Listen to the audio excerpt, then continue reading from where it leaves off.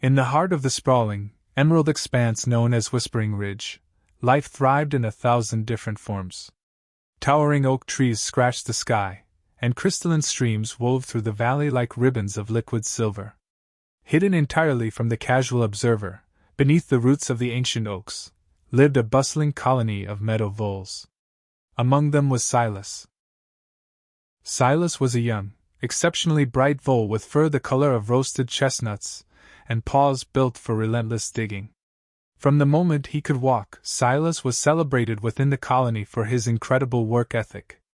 He could tunnel through packed clay faster than any of his peers, and his internal compass for finding the most nutritious tubers and hidden seed caches was unmatched. For the first few years of his life, Silas was perfectly content.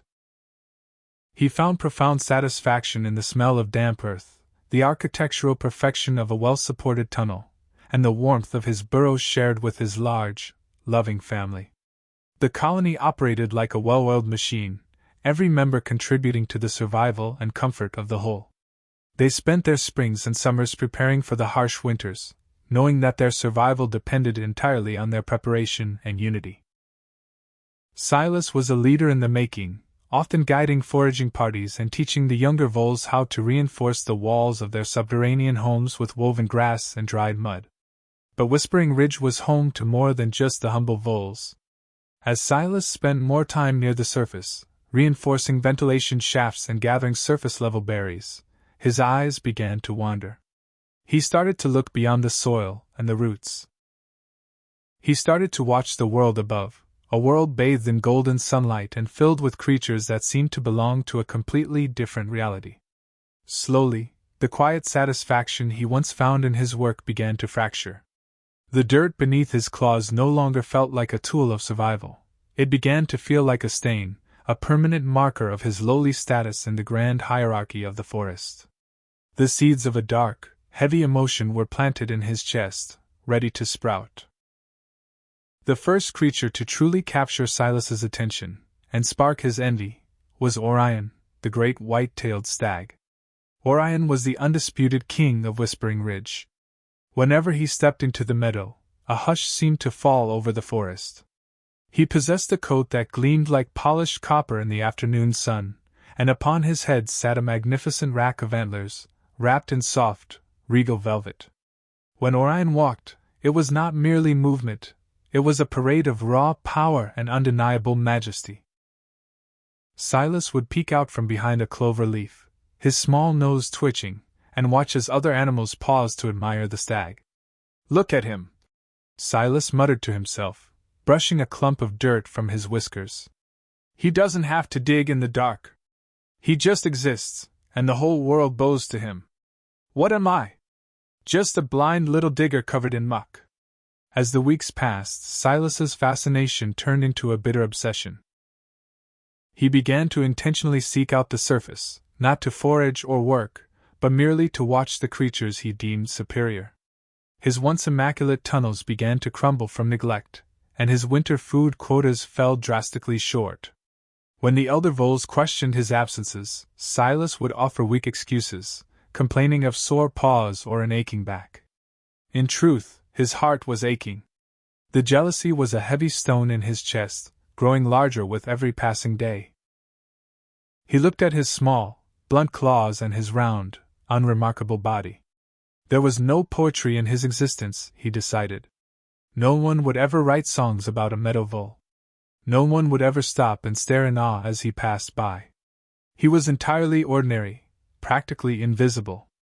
The pride he once felt in knowing he was securing his family's future was swallowed by the desperate, hollow wish to be something he was not. He wanted to be seen. He wanted to be admired. He wanted, more than anything, to matter in the way that Orion mattered. Orion was not the only source of Silas's torment. Soon, his envious gaze fell upon Azure, a brilliant kingfisher who made her home near the silver streams. Azure was a living gemstone. Her feathers were a blinding, iridescent blue, and when she dove into the water to catch a fish, she looked like a piece of the sky falling to earth. She was sleek, incredibly fast, and free. She could travel miles in a matter of minutes, seeing the world from heights Silas couldn't even comprehend. "If only I had wings," Silas whispered to himself, watching Azure dry her feathers on a sun-baked rock. "I am trapped in this suffocating darkness, tied to the heavy earth, while she gets to dance with the clouds." Then there was Lyra, the red fox. Lyra possessed a terrifying, breathtaking grace. She moved through the thick underbrush without making a single sound, her bushy tail trailing behind her like a flame. She was agility incarnate, leaping over fallen logs and navigating the complex terrain of the ridge with effortless speed. Silas watched her bound across the meadow, feeling incredibly clumsy and slow in comparison. His short legs and stout body felt like a cruel joke played on him by nature. Consumed by these thoughts, Silas completely stopped working. He became a ghost in his own colony. He would sit for hours at the entrance of a surface tunnel, his chin resting on his paws, staring out at the meadow with gloomy, resentful eyes. His friends and family were deeply concerned. "Silas, what troubles your spirit?"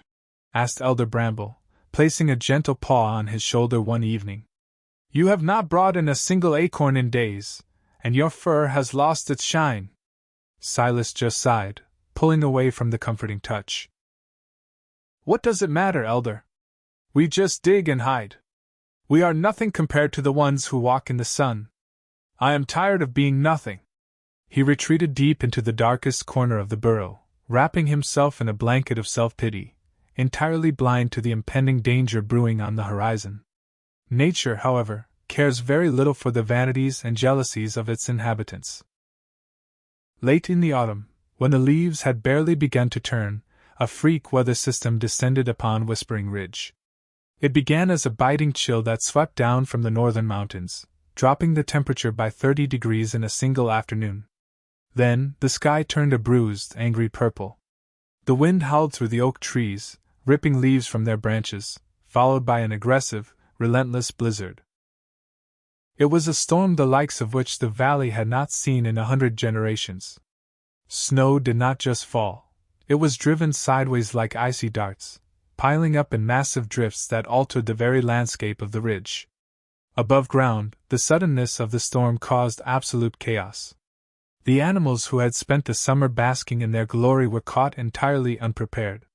The elegant kingfisher, Azure, found her wings instantly weighed down by freezing sleet. She was knocked from the sky and forced to huddle under a flimsy fern, shivering violently as the snow threatened to bury her. Lyra the fox, so swift and agile, found her long legs practically useless in the rapidly deepening, powdery snow. Every leap exhausted her, and the blinding whiteout stripped away her acute sense of direction. Even the mighty Orion was reduced to a state of panic.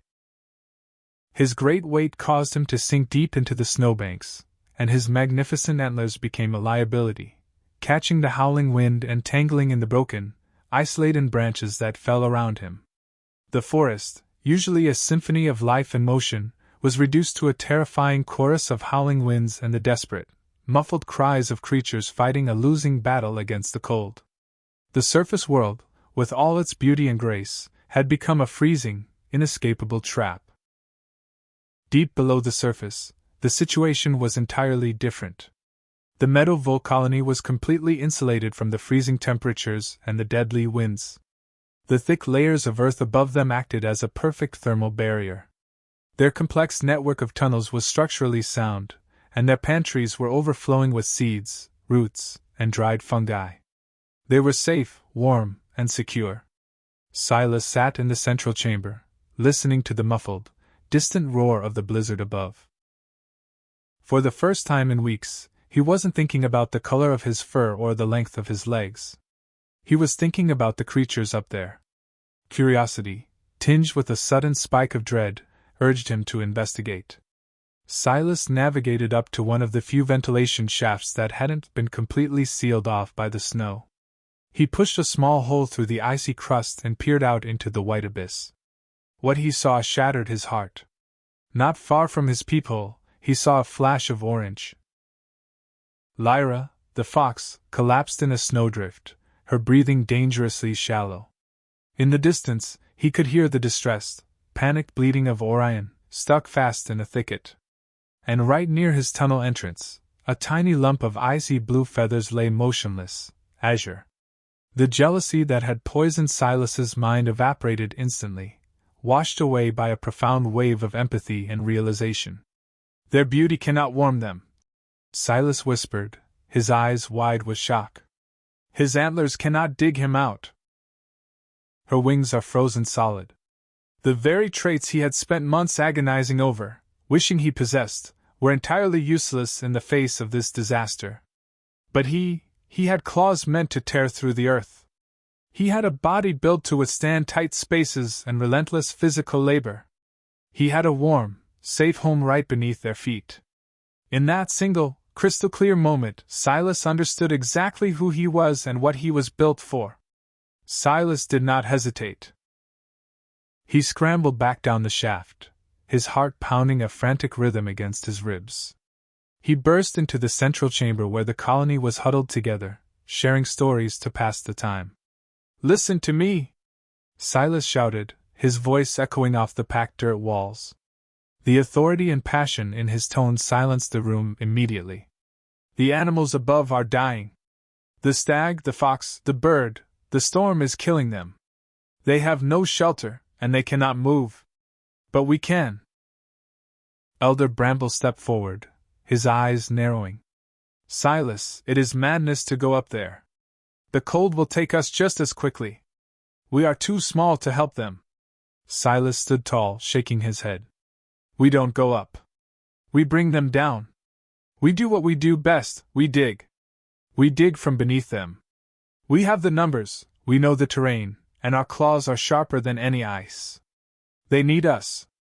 The fire in Silas's eyes was contagious. He quickly drew a map in the dirt, assigning teams of voles to different targets. He was no longer the gloomy, resentful creature sitting by the entrance. He was a master engineer leading his crew.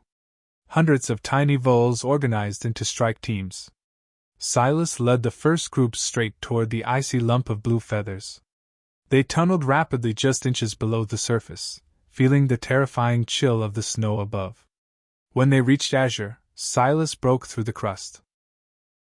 They grabbed her frozen, stiff body with their teeth and paws, dragging her down into the subterranean warmth. They wrapped her in dry moss and fed her warmed seeds. Within minutes, her breathing steadied. One life saved. But the work had just begun. The next target was Lyra.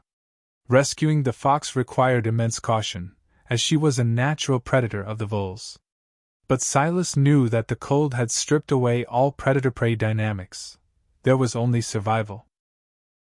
They tunneled beneath her collapsed form, expanding the tunnel wide enough to accommodate her larger body. As they pulled the snow away from beneath her, Lyra fell gently into a wide, shallow cavern the voles had hastily excavated just below the frost line. They packed the walls with insulating dirt and left a pile of root vegetables near her nose, giving her a safe, warm pocket to ride out the storm. The most daunting task, however, was Orion. The stag was massive, and his thrashing had packed the snow around his legs into solid ice. Silas gathered every able-bodied vole in the colony. "We cannot bring him underground," Silas panted, his claws aching and his muscles burning with exhaustion. "But we can free his legs and build him a trench to the evergreen grove."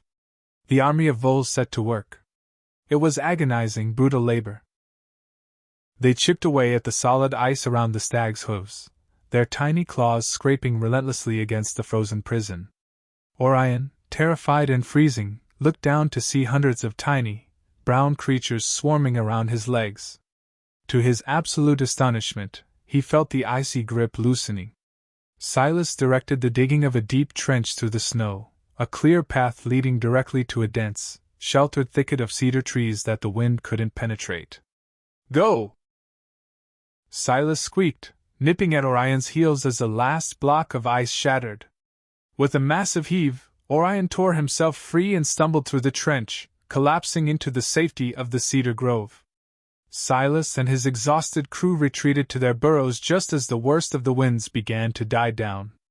It took 3 days for the storm to fully pass and for the sun to melt enough snow for the animals to move freely again. When the surface was finally safe, Silas cautiously poked his head out of a tunnel. The meadow was battered, but the golden sunlight was warming the earth. A shadow fell over him. He looked up to see Orion, Lyra, and Azure standing by his tunnel entrance. They did not look majestic or proud, they looked humbled. Azure fluttered down, landing softly near Silas. "I have flown above the clouds and seen the edges of the earth," she said, her voice filled with emotion. "But I have never seen a sight as beautiful as you pulling me from the ice." "Thank you." Lyra bowed her head low to the ground. "I always prided myself on my speed and strength," the fox murmured. "But my strength failed me. Your relentless determination and courage saved my life. I am forever in your debt." Finally, Orion stepped forward. "Little one," the great stag rumbled, his deep voice vibrating in Silas's chest. "I wear a crown of antlers, but you possess a crown of the heart. You have taught us that true power is not in how large you stand, but in how deeply you care for others." Silas looked at his muddy paws, the blunt claws that he had hated for so long. They were sore, chipped, and caked in dirt, but for the first time in his life, he thought they were the most magnificent things in the world. He realized that his worth was never tied to how he looked compared to others. His worth was in his unique abilities, his resilience, and his capacity to serve those in need. From that day on, Silas never once wished to be anything other than a meadow vole. He understood the profound truth of the forest. Jealousy is a thief that steals our joy and blinds us to our own gifts. True greatness does not reside in outward beauty, swift wings, or towering strength. It lives in a kind heart, the willingness to serve, and the courage to use whatever gifts you have to make the world better. And sometimes, the smallest creature can cast the largest, most protective shadow of all.